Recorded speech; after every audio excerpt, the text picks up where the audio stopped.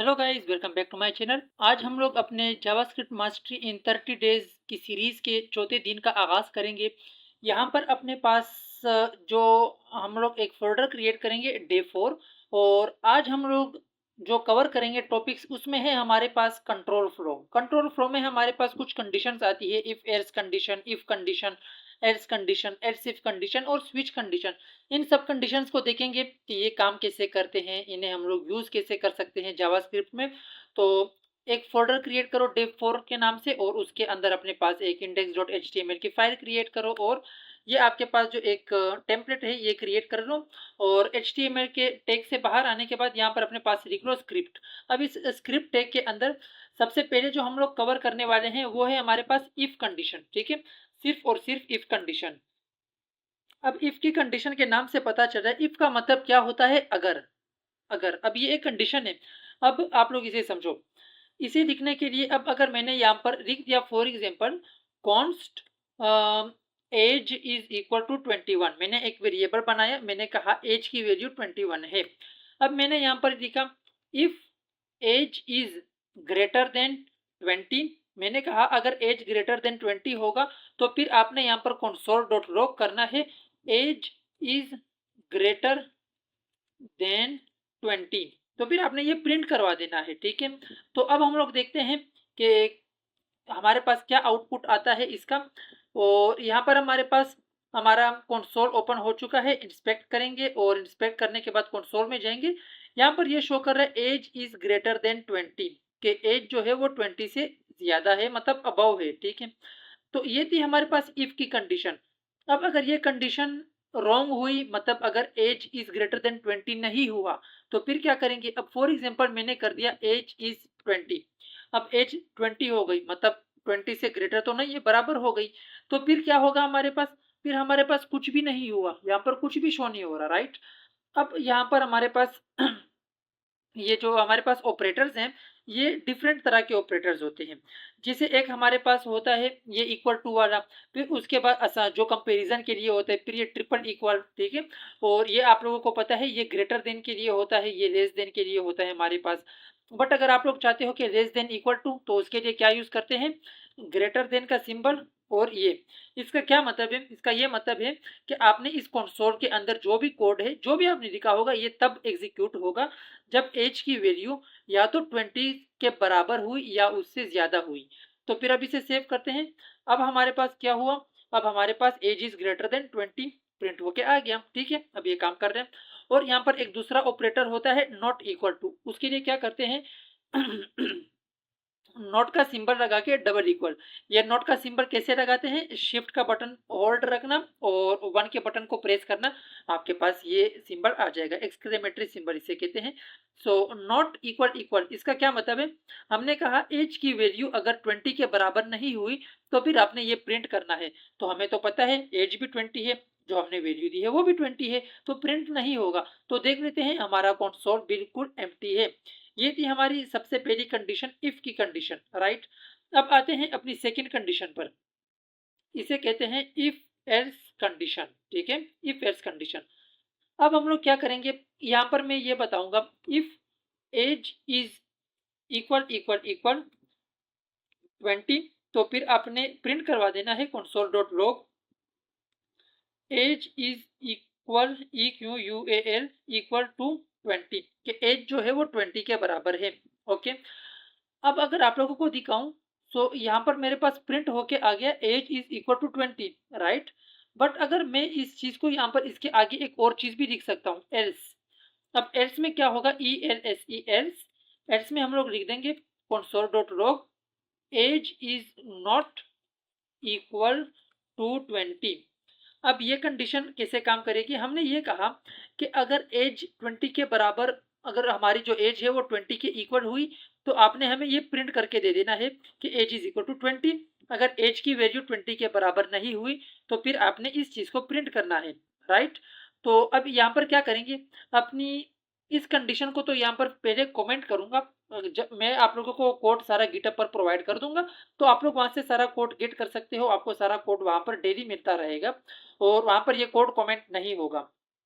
यहाँ पर जो हमारी एज की कंडीशन है, अगर मैं इसे कर दूं 26, ठीक है, मैंने कर दी एज 26 और हमारे पास कंडीशन क्या है, कंडीशन ये है कि अगर एज की वैल्यू 20 के बराबर हुई तो फिर आपने ये प्रिंट करना है, वरना आपने एल्स की कंडीशन में जाना है। तो इसे सेव करते हैं और सेव करने के बाद यहाँ आऊँगा तो हमारे पास प्रिंट होके आ गया age is not equal to 20।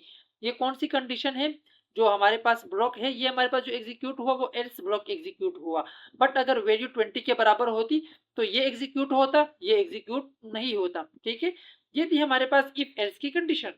अब मैं क्या करूंगा, अब मैं इस चीज को यहाँ पर कमेंट कर दूंगा, आप लोगों को कोड सारा मिल जाएगा, अब दोबारा बताने की खैर जरूरत नहीं है, बट फिर भी मैंने बता दिया। अब हम लोग देखेंगे इफ एल्स इफ, ये हमारे पास एक और कंडीशन होती है इफ एल्स इफ कंडीशन, ठीक है।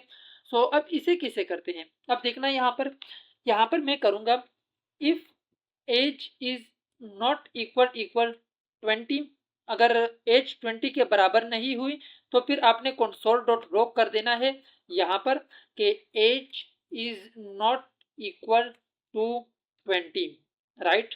इसके बाद में एक और कंडीशन लगाऊंगा एल्सिफ में लगाऊंगा कि एज इज इक्वल 21, तो फिर आपने यहाँ पर प्रिंट करवा देना है console dot log age is equal to 21।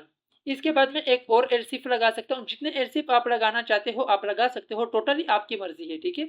मैंने लिख दिया एज इज इक्वल 22, यहाँ पर लिख दूंगा console dot log age is equal to 22, okay. और यहाँ पर आखिरी में आपने एल्स की कंडीशन लगा देनी है, एल्स की कंडीशन में लगा दूंगा कि age is not equal to 20, 21 और 22, ठीक है। सो मैंने यहाँ पर ये चीज लिख दी है, जितना भी कोड था ये मैंने लिख लिया। अब यहाँ पर ये कंडीशन काम कैसे करेगी, अब पहले इसे समझते हैं। ये सबसे पहले इस कंडीशन को एग्जीक्यूट करेगा, ये देखेगा कि क्या एज की वैल्यू 20 के बराबर नहीं है, अगर एज की वैल्यू 20 के बराबर नहीं हुई तो फिर ये लाइन प्रिंट हो जाएगी हमारे पास कि age is not equal to 20। But अगर एज 20 के बराबर है, मतलब एज इज इक्वल टू 20, तो फिर हम लोग क्या करेंगे, या इसको भी हम लोग इक्वल टू कर देते हैं। अब इसका क्या मतलब है, इसका ये मतलब है कि एज अगर 20 के बराबर हुई हमारे पास तो यहाँ पर ये प्रिंट होगा age is equal to 20। Age अगर 21 के बराबर हुई तो यहाँ पर हमारे पास age is equal to 21 print होके आएगा, और अगर एज 22 हुई तो हमारे पास age is equal to 22 print होके आएगा। बट अगर ये सारी कंडीशंस फोर्स हो गई, मतलब एज ना 20 हुई, ना 21, ना 22, कोई और नंबर हुआ, या इससे लेस देन या इससे ग्रेटर देन, बट इनमें से कोई नंबर नहीं हुआ, तो हमारे पास ये प्रिंट होके आएगा, जो एल्स की कंडीशन में जो भी आपने लिखा होगा आपका वो कोड एग्जीक्यूट होगा, उसमें आएगा कि age is not equal to 20, 21 और 22। अब आपकी मर्जी है, आप इसके अंदर कोई भी स्टेटमेंट दे सकते हो। अब फिलहाल जो हम लोग यहाँ पर कोडिंग कर रहे हैं ये तो खैर बहुत ही सिंपल कोडिंग है, इसके अंदर कोई लॉजिक वगैरह कुछ भी नहीं है। ये जो हमारे पास इफ एल्स इफ की जो कंडीशन है ये थोड़ा सा लॉजिकल पार्ट है, बट इसके अंदर जो हमने लिखा हुआ है ये तो सिंपल हम लोग प्रिंट करवा रहे। बट आप लोग जब बड़े प्रोजेक्ट्स बनाओगे तो वहां पर आप लोग ये सिंपल प्रिंट नहीं कराओगे किसी चीज़ों को, वहां पर कॉम्प्लेक्सिटीज ज़्यादा होंगी आपके पास। तो अब इसे सेव करते हैं। सबसे पहले मैं यहाँ पर आप लोगों को एज दिखाऊं, एज की वैल्यू 26 है, तो हमारे पास जो कंडीशन आ रही है age is not equal to 20, 21 और 22, राइट, कि एज ना तो 20 है, ना 21 है, ना 22 है। तो अगर मैं एज की वैल्यू को 20 कर दूं तो मेरे पास सिर्फ प्रिंट होके आ रहा है age is equal to 20, okay. और अगर मैं इसके बाद कर दूं 21 तो मेरे पास सिर्फ और सिर्फ प्रिंट होके आएगा एज इज इक्वल टू 21, और इसी तरीके से 22 के लिए भी ये काम करेगा, ओके। तो अब क्या करेंगे, अपनी इस कंडीशन को जो है मैं कमेंट करूंगा। अब आएंगे अपने थर्ड कंट्रोल फ्लो की तरफ, जिसे कहते हैं स्विच स्टेटमेंट, ठीक है, स्विच स्टेटमेंट।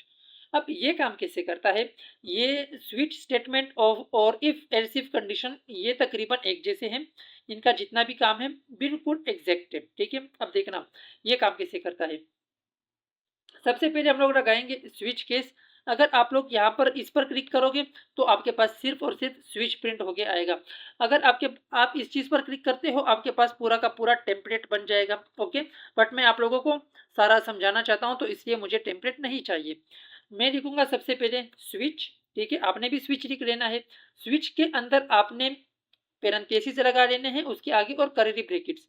अब इस स्विच के अंदर आपने एक वैल्यू देनी है कि आप ये जो स्विच केस है, जो आप ये जो आपके पास स्टेटमेंट है, ये आप किस वैल्यू पर रन करना चाहते हो। तो मैं स्विच स्टेटमेंट किस चीज़ के लिए रन करना चाहता हूँ, अपनी एज के लिए, ठीक है।